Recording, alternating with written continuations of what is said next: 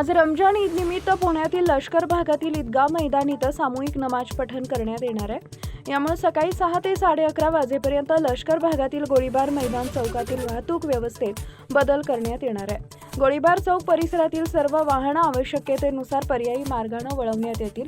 जड वाहने सोलापूर रोड, लुल्लानगर, खटाव बंगला मार्गे व इतर पर्यायी मार्ग वापरून प्रवास करतील।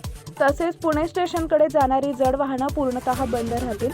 मम्मादेवी चौक ते गोळीबार चौक, जुनी सोलापूर बाजार चौक ते गोळीबार चौक या ठिकाणी वाहतूक पूर्णतः बंद राहणार आहे। वाहन चालकांनी वाहतूक पोलिसांचं मार्गदर्शन पाळून संभाव्य गैरसोय टाळावी असं आवाहन वाहतूक नियम विभागाचे पोलीस उपायुक्त हिम्मत जाधव यांनी केले। टाइम्स ऑफ महाराष्ट्रसाठी शिवानी लकडे यांचा रिपोर्ट, पुणे।